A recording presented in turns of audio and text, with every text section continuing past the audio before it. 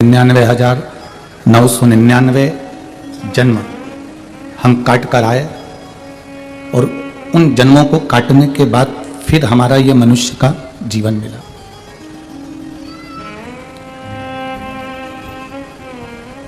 और उस जीवन को भी हम अगर ऐसे ही निकाल दें, व्यर्थ गवा दें, तो फिर मानव का शरीर मिलने का कोई मतलब ही नहीं है। मानव का शरीर प्राप्त करने का फिर कोई मतलब नहीं। अगर हमने ये जीवन ऐसे ही व्यर्थ में गवा दिया, व्यर्थ में निकाल दिया, फिर उसका जीवन फिर प्राप्त करने से कोई मतलब नहीं। शिव महापुराण की कथा कहती है, भगवान शंकर का पवित्र चरित्र वर्णन कर रहा है। शिव महापुराण की कथा वर्णन कर रही है, जीवन मानव की देह मिली, कितना कितना हमने परमात्मा के आगे गिड़गिड़ाए होंगे, हाथ पैर जोड़े होंगे, कितनी कितनी प्रार्थना करी होगी। यहाँ आओ भैया, एक जनी सुनो, यहाँ खड़े होकर। कितनी कितनी प्रार्थना करी होगी, कितना कितना निवेदन करा होगा, तब जाकर यह मानव का शरीर हमको प्राप्त हुआ।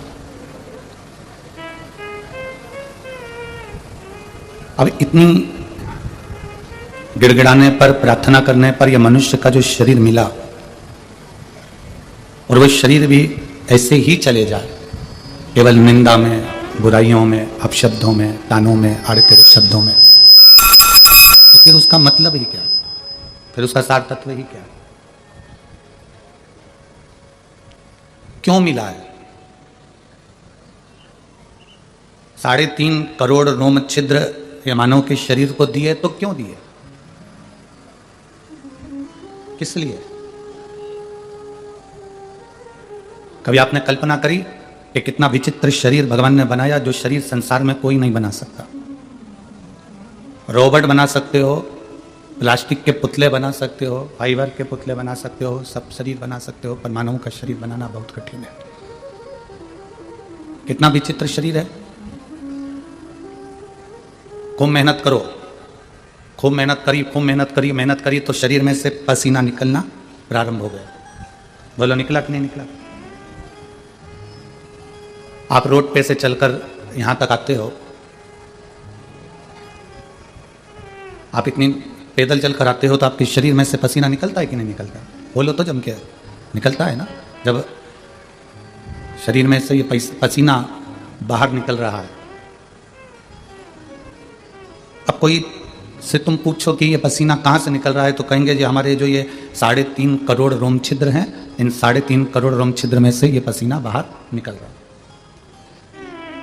मतलब शरीर में ये 3.5 करोड़ जो रोम छिद्र हैं, इसमें से पसीना निकलता रहता, इसमें से पसीना निकलता। अब शरीर में से 3.5 करोड़ रोम छिद्र में से अगर पसीना निकल सकता है, मतलब इन रोम छिद्रों में बारीक बारीक छेद हैं,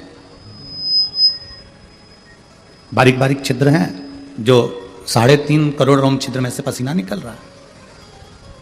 अब यदि लोग कहते हैं कि भगवान ने शरीर बनाया, ऐसा शरीर का निर्माण तो कोई भी कर लेवे, तो करके बताओ। 3.5 करोड़ रोम छिद्र में से पसीना बाहर निकलता है, पर व्यक्ति अगर स्विमिंग पूल में नहाए, या नदी में नहाए, या तालाब में नहाए, या बावड़ी में नहाए, कुएं में नहाए, खड्डे में नहाए, बारिश में नहाए, तो ये पानी फिर अंदर क्यों नहीं घुसता है? जरा विचार करिए कि बनाने वाले ने जो शरीर बनाया, बनाने वाले ने जो शरीर का निर्माण करा, वो साधारण निर्माण नहीं है। बनाने वाले ने जो शरीर बनाया, वो साधारण नहीं है।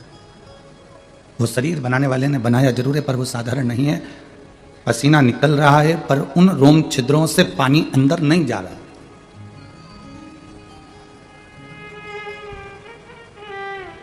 एक दुर्वा की डिजाइन अलग है, पीपल के पत्ते की डिजाइन अलग है, आम के पत्ते की डिजाइन अलग है, केले के पत्ते की डिजाइन अलग है। संपूर्ण डिजाइन जितनी इस तलातल रसातल इस पृथ्वी पर मेरे बाबा को करना थी, भगवान को करना थी, ईश्वर को करना थी, उतनी डिजाइन उसने करी।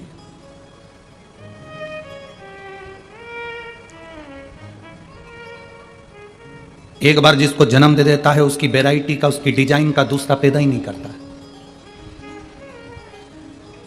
माता के गर्भ से भी 4 बच्चे जन्म लेते हैं, 5 बच्चे जन्म लेते हैं, तो एक जो जन्म ले लेता है, उसकी डिजाइन का दूसरा पैदा नहीं होता।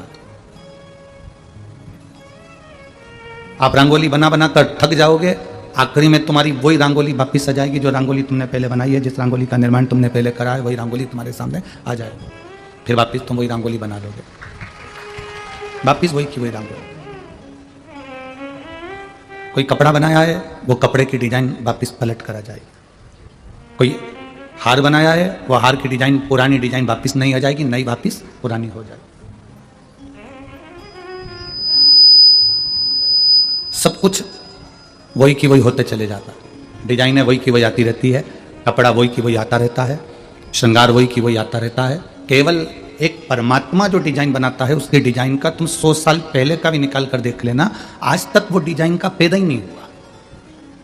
जो एक बार डिजाइन बनाई, उस डिजाइन के बाद में दूसरी डिजाइन नहीं बनाई। आप कितना ही प्रयास कर लेना, आप कितना ही उसमें बल लगा लेना, पर उसके बराबर कोई नहीं करा। अब जरा विचार करिएगा कि ये मानव का शरीर उसने बनाया, ये मनुष्य का शरीर का निर्माण उसने करा, हमको दिया है। जब आपको और हमको ये मानव का शरीर दिया है, तो हम इस शरीर को और अपनी बुद्धि को, अपने चित्त को, अपने मन को, अपने शरीर को अपन क्यों ना चलाएं?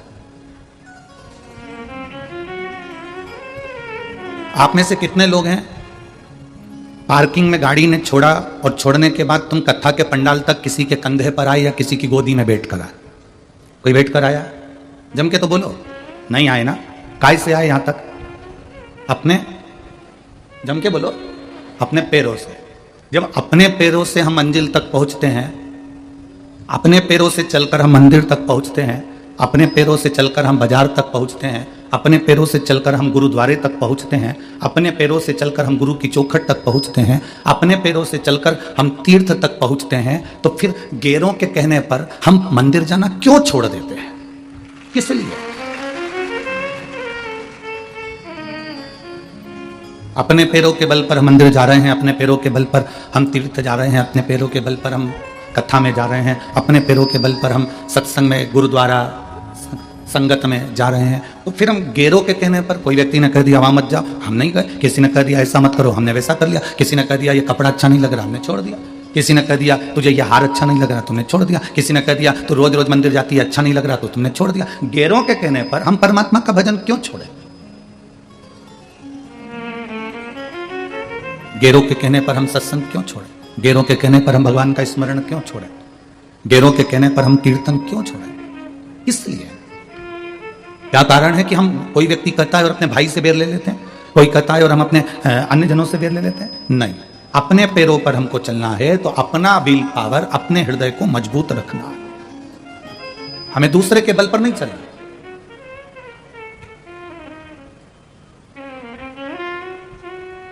आप इतने सारे बैठे हो, लाखों की संख्या में आए हो, आपसे पूछें किसी दूसरे ने चबाकर तुमको रोटी दी, मुंह में चबाकर, और तुमने वो खाई क्या? अरे बोलो तो जम के, नहीं खाई ना।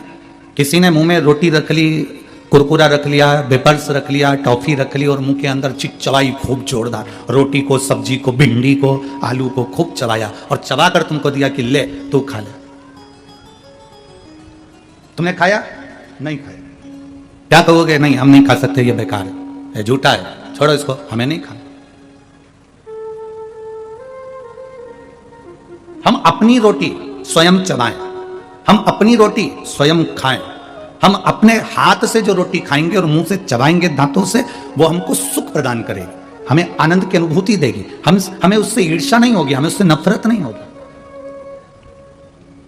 आज का व्यक्ति ऐसी जिंदगी जी रहा है कि उसने जो करा वो मुझे करना है, उसने ऐसा करा तो मुझे करना है, उसने वैसा करा तो मुझे करना है, उसने सोने की पाटली बनवाई मुझे बनवाना है, उसने प्लाट लिया मुझे लेना है, उसने जमीन ली मुझे लेना है, उसने गाड़ी ली मुझे लेना है। भले वो कर्जे में लदालूम होता चले जा रहा है, पर ये विचार करता है कि मुझे भी वैसा करना है। नहीं, अपनी रोटी अपने को खाना है, अपनी रोटी अपने को चबाना है, अपनी रोटी अपने को कमाना है, और उसमें हमें ईर्ष्या नहीं। भले हमारा छोटा सा व्यापार हो, पर हमें दूसरे के देखकर अपने व्यापार की होड़ नहीं करना। हमारा छोटा सा काम हो, पर हमें दूसरे को देखकर नहीं चलना। हमारा अपना हमें देखकर चलना है कि मेरा ये श्रेष्ठ है, मुझे ये कर्म करना है, मुझे ये कर्म धारण करना है। हम दूसरे के आश्रित होकर जीने का प्रयास कर रहे हैं।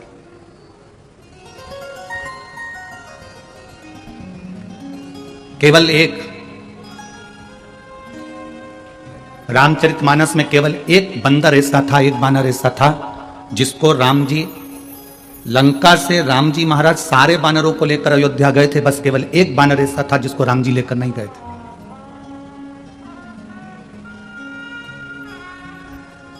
जिसने वाल्मीकि रामायण पढ़ी होगी, वाल्मीकि रामायण में उस बानर का नाम लिखा हुआ है।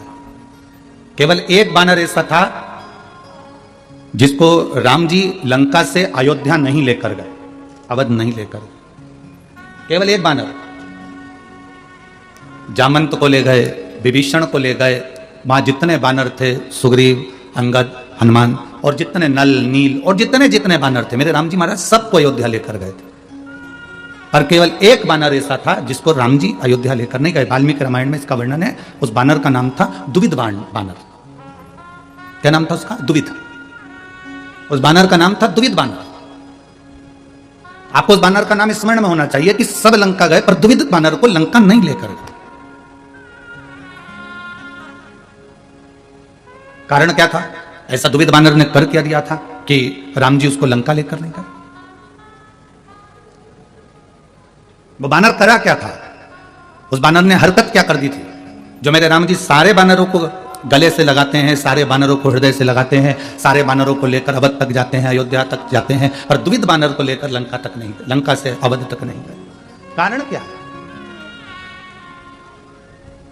कभी आप भी विचार करो। पूरे गांव के लोग, पूरे बनी के लोग, पूरे यवतमाल जिले के लोग, पूरे चंद्रपुर जिले के लोग बनी में शिव महापुराण की कथा में जा रहे हैं, आप कथा तक नहीं पहुंच पा रहे, तो कभी विचार करा कि मैं इतना व्यस्त क्यों, मेरे को टाइम क्यों नहीं मिल रहा? मैं आखिर 7 दिन की कथा में एक दिन भी कथा के अंदर हाजिरी लगाने नहीं जा पाया, मैं एक दिन भी अपना घर छोड़कर कथा में नहीं जा सकी, मैं जरा सी मेहनत नहीं कर सकी कथा में जाने की, तो आखिर मैंने सब कौन सा पाप कर्म कर दिया था? मैंने सब क्या कर दिया कि अपने नगर में कथा हो रही है, अपने क्षेत्र में कथा हो रही है और मैं 2 कदम चलकर परमात्मा के द्वार तक नहीं जा पाई?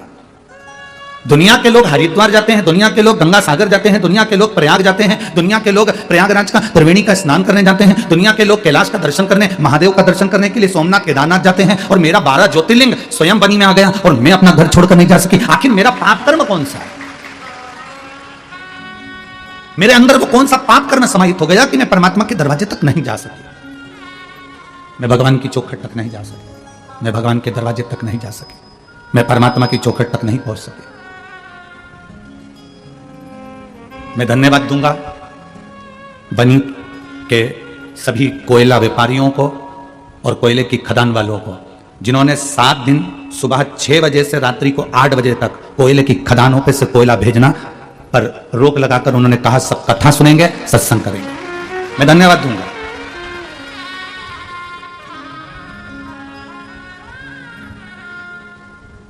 यह साधुता है आपकी। आपने भोलेनाथ जी के लिए समय निकाला है। जब तुमको जरूरत पड़ेगी ना, मेरा भोला बाबा समय निकालकर तुम्हारे दरवाजे पर खड़ा मिलेगा, यह निश्चित था। मैं बनी की सिख समाज को धन्यवाद दूंगा।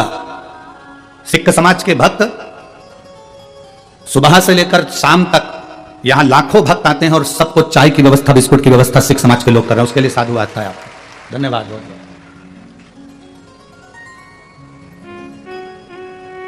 साधुवाद है आपका। अभी हम भटिंडा पंजाब गए थे तो पंजाब में हमने क्या देखा, वहां एक अलग नजारा देखने को मिला हमको, अलग नजारा। वहां जितने सिख भाई पुलिस की नौकरी कर रहे थे वो ड्यूटी के टाइम ड्यूटी करते थे और ड्यूटी के पहले और ड्यूटी के बाद लोगों को कोई खिचड़ी, कोई हलवा, कोई चाय, आप लोगों के पास में कई बार आप लोगों ने वीडियो भी सोशल मीडिया पर और आस्था चैनल पर देखियो, सेवा में लगे रहे।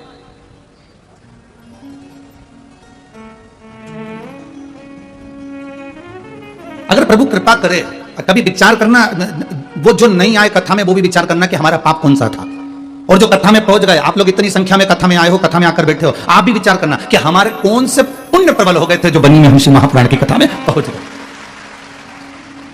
वो भी विचार करें और आप भी विचार करो।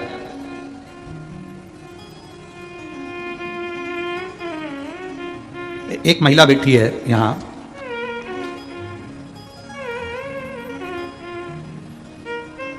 मैं सो लीलाबाई जाधव, पति केवल सिंह जाधव, रहना घंटजी, यवतमाल, महाराष्ट्र।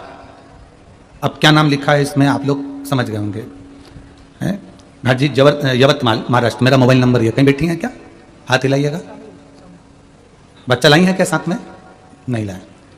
बाबा का मैं क्या गुणगान करूं गुरुदेव, मेरे पास शब्द नहीं है। मैं धन्यवाद करना चाहती हूं माननीय जायसवाल जी को, राजा जी जायसवाल, श्रद्धा जी जायसवाल जी को। हमने कभी नहीं सोचा था कि हमारे इस वनी में शिव महापुराण की कथा हो जाए। गुरुदेव, मेरा बहू बेटे जिनके घर में 11 साल तक संतान का सुख नहीं था, सारे डॉक्टरों को दिखा लेना, ऐसी कोई जगह नहीं बची जहां का इलाज नहीं करवाया, लोगों की गोदी भी भरवाई, नरियल भी झेला, पर औलाद का सुख नहीं आया। बहू की आंख में आंसू रहता था, वो हमेशा कहती थी हमको लगता है कि बच्चे नहीं होंगे। लोग अपशब्द कहते, जहां जाओ वहां लोग पूछते तुम्हारी बहू को संतान है क्या, और बहू से भी कहते तुम्हारे को औलाद नहीं हुई अभी तक, बड़ी दुखी रहते। तब गुरुदेव पहली बार किसी के कहने पर पशुपतिनाथ का व्रत किया, और व्रत करने के बाद सफेद आंकड़े की जड़ का प्रयोग करा, और बाबा की कृपा से ऐसी कृपा हुई कि 23/11/2023 को बाबा की कृपा से बहू के यहां पर बेटे का जन्म 11 साल के बाद हुआ। मैं बाबा को यहां धन्यवाद देने के लिए आई हूं कि बाबा बंजर भूमि पर भी फल दे देता है, यह उसकी कृपा है। बैठिए बहन, बहुत बहुत साधुवाद। बच्चे का मैं फोटो लगा रही हूं गुरुदेव, आप सब सोशल मीडिया के माध्यम से, आस्था चैनल, फेसबुक, यूट्यूब के माध्यम से आप सब उस बच्चे का फोटो भी देख रहे होंगे। शिव तत्व है, बैठिए बहन। शंभु ओघड़ी है, त्रिकालदर्शी है, कैलाशी है, अविनाशी है। कभी हम विचार करें कि हमारा पुण्य कौन सा प्रबल हुआ कि हम कथा तक पहुंच गए, और हमारा पाप कौन सा प्रबल हुआ कि अपने नजदीक में कथा होने के बाद भी हम वहां तक नहीं पहुंचे। कौन सा पाप है? और फिर निवेदन है महाराज, मत बुरे कर्म कर बंदे वरना पछताएगा, भगवान की आंखों से तू बच नहीं पाएगा, तू बच नहीं पाएगा।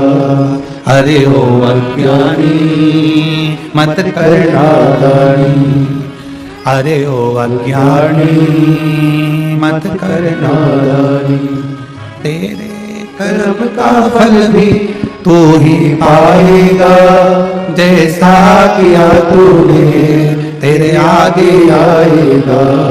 मत बुरे कर्म कर बंदे वरना पछताएगा, भगवान की आंखों से तू बच नहीं पाएगा, तू बच नहीं पाएगा। अरे ओ अज्ञानी अरे ओ अज्ञानी मत कर नादानी। कभी विचार करिए कि हमारा पुण्य कौन सा प्रबल हुआ जो हम यहां तक पहुंच गए। कभी विचार करिए कि हमारा पाप कौन सा ऐसा प्रबल हो गया कि हम कथा तक नहीं पहुंच पाए। कभी अपने भीतर ये विचार को उत्पन्न करिए, कभी अपने भीतर ये भाव उत्पन्न करिए कि हमारा पुण्य ऐसा कौन सा था जो हमको यहां तक लेकर आ गया।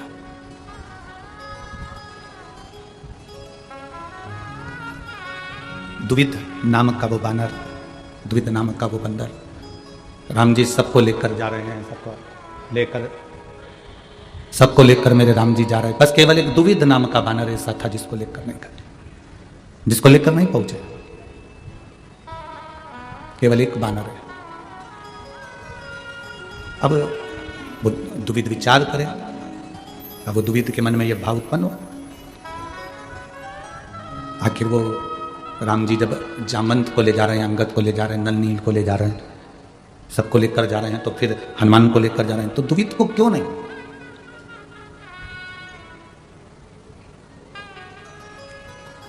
द्विध को किस लिए? पूछ लिया श्री हनुमान जी महाराज ने। बहुत सावधानी से सुनना इस कथा को, आपको स्मरण में आएगा कि हम कथा तक क्यों नहीं पहुंच पाते, हम राम जी के साथ क्यों नहीं जुड़ पाते, हम भगवान के साथ क्यों नहीं जुड़ पाते, हम परमात्मा के साथ में क्यों नहीं जुड़ते। कारण क्या है? आप में कई लोग ऐसे होंगे जिन्होंने एक अनुभव किया होगा। मंदिर जा रहे हो, दरवाजे पर आकर मेहमान खड़े हो जाते हैं, पानी का भरा भरा या लोटा लेके वापस अंदर जाना पड़ता है। कभी किसी ने अनुभव किया होगा, कभी किसी के साथ में अनुभव हुआ होगा। कथा में जा रहे हो और जाते जाते ही तुम्हारा बस निकलने वाले थे, इतनी देर में कोई दरवाजे पर आकर खड़ा हो जाता है और तुम्हें वापस आना पड़ता है। बहुत अच्छा शरीर है, बहुत अच्छा स्वास्थ्य है, बहुत अच्छा शरीर है, बहुत अच्छा स्वास्थ्य है, और मालूम पड़े तुम बस कथा में जाने की तैयारी थी और शरीर में कोई रोग, कोई तकलीफ, कोई कष्ट आ गया और तुम्हें वापस जाना पड़ा, वापस तुम अपने अपने घर में चले गए, वापस की वापस अपने अपने घर की ओर चलते, पहुंच नहीं पाए, मंजिल तक जा ही नहीं पाए। भगवान मालिक है, पहुंच ही नहीं पाए, आप मंजिल तक जा ही नहीं पाए।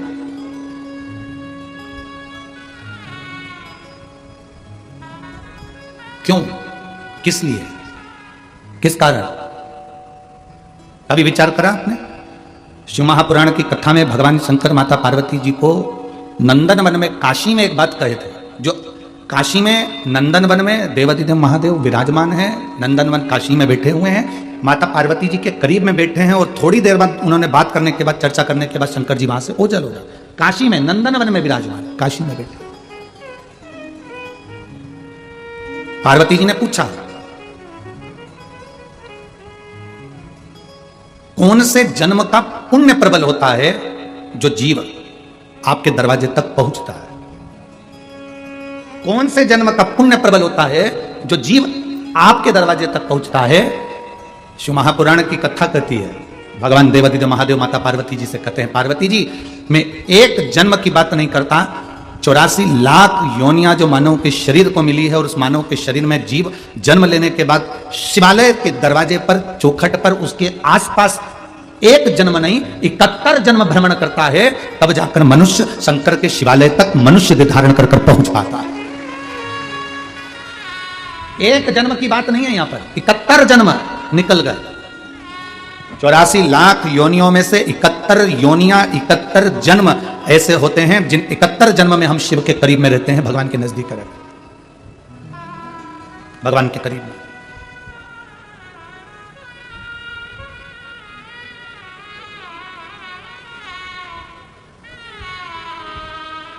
गुरु नानक देव जी के पुत्र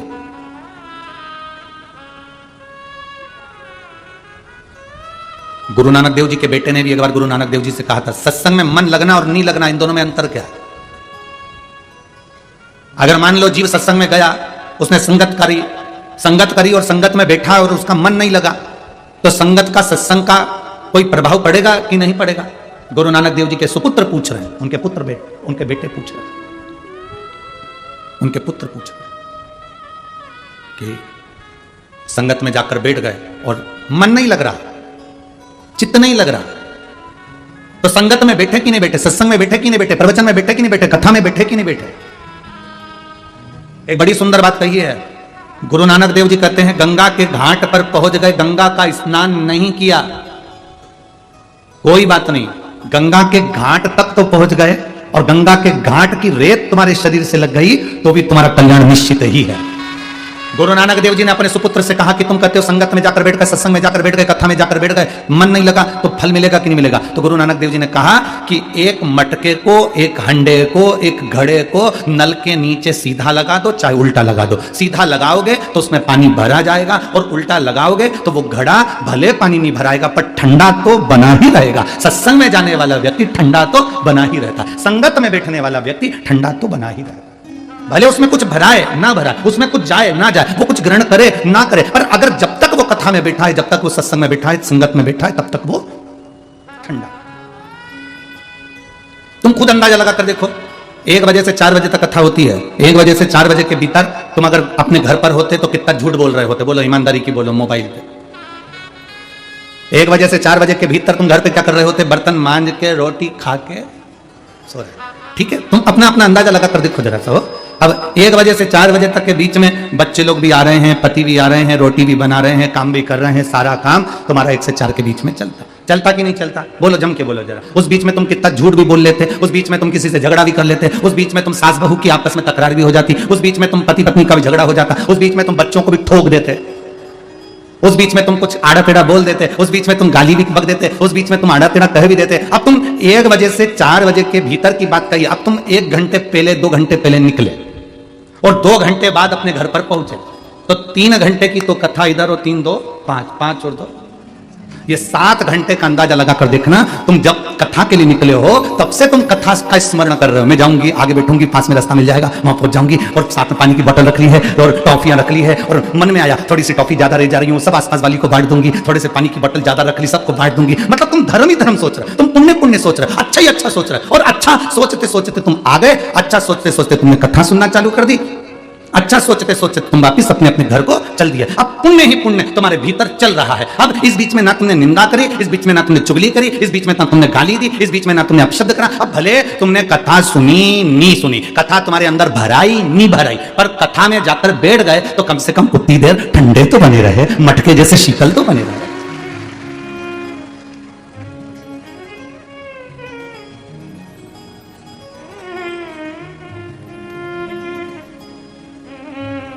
पंद्रह मिनट भी तुम बिना मोबाइल की चैट देखे बिना नहीं रह सकते। 15 से 20 मिनट में तुमको ना जाने वो कौन सी चींटी आके काटती है।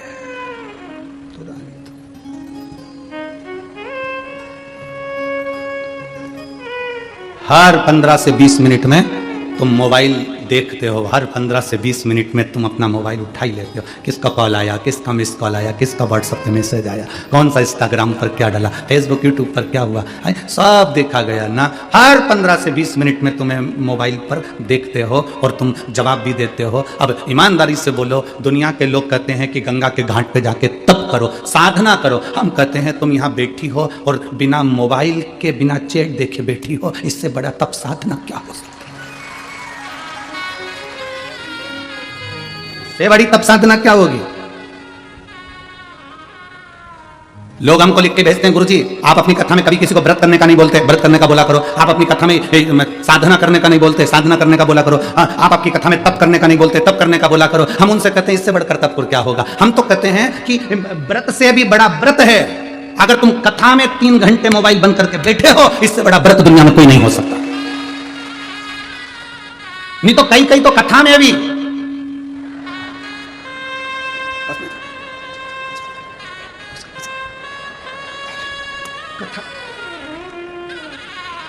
इससे बड़ा तप और क्या होगा, इससे बड़ी साधना और क्या होगी?